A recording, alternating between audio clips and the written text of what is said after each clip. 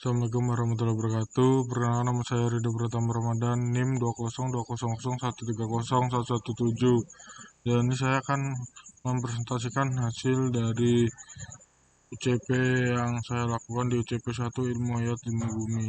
Langsung saja di presentasi. Pertanyaan pertama itu fenomena perubahan kesuburan dan populasi yang terjadi secara global. Menurunnya tingkat kesuburan berarti populasi di hampir setiap negara dapat berkurang pada akhir abad.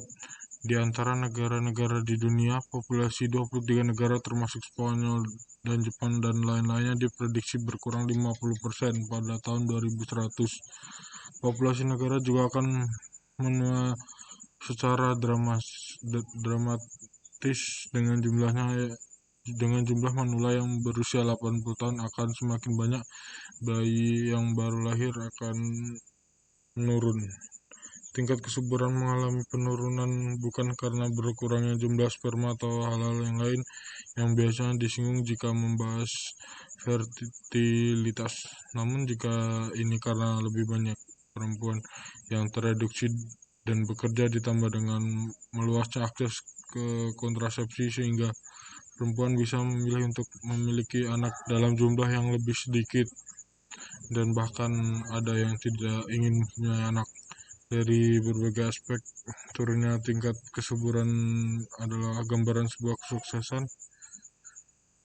Selanjutnya ini grafik dari pertumbuhan dari tahun ke tahun dari 1950 sampai dengan 2017, dan ini ketika ini belum melakukan survei, masih akan sampai targetnya itu 2100 akan mengalami penurunan yang agak tidak terlalu signifikan, cuman mengalami penurunan. Fenomena penurunan populasi ini memiliki dampak positif dan negatif. Dampak positifnya yaitu mungkin dengan populasi dunia yang lebih kecil akan mengurangi emisi karbon dan deforestasi untuk lahan pertanian. Dampak negatifnya yaitu dunia akan memiliki struktur yang terbalik dengan lebih banyaknya orang tua ketimbang anak muda dan semua konsekuensi negatif yang timbul dari struktur usia menjadi terbalik.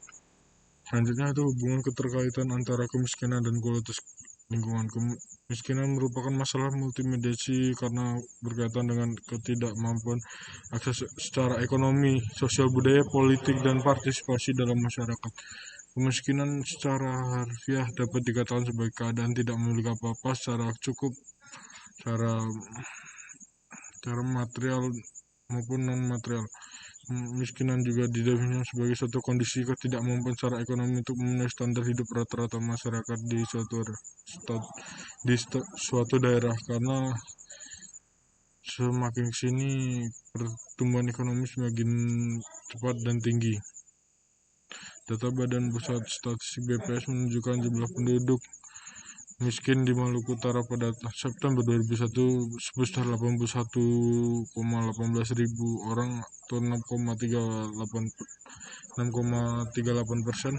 Data ini menunjukkan bahwa masih banyak masyarakat miskin di Maluku Utara. Hal ini dapat menyebabkan kualitas lingkungan yang kurang bagus. Untuk mengatasi hal ini, saran saya agar pemerintah dapat membuat kebijakan mengenai kualitas lingkungan yang baik agar dapat dengan meningkatnya kualitas lingkungan yang dapat menurunkan angka kemiskinan. Selanjutnya itu mengapa hewan besar dan ganas itu langka? Apa kaitannya dengan piramida makanan? Hewan besar dan ganas itu langka dikarenakan beberapa faktor, yaitu merupakan produsen pada rantai makanan paling atas. Hewan besar atau ganas itu langka karena pertumbuhan dari hewan tersebut memang tidak terlalu signifikan untuk berkembang biak, dan apabila jumlahnya terlalu banyak itu juga dapat merusak rantai makanan dan mengganggu populasi produsen di bawahnya. Contohnya seperti di tropik 4 ini, konsumen 3 yaitu elang dan ular, itu pertumbuhannya nggak terlalu signifikan, cuman apabila pertumbuhan banyak ini dapat mematikan di tropik 3 dan bahkan bisa ke tropik 2.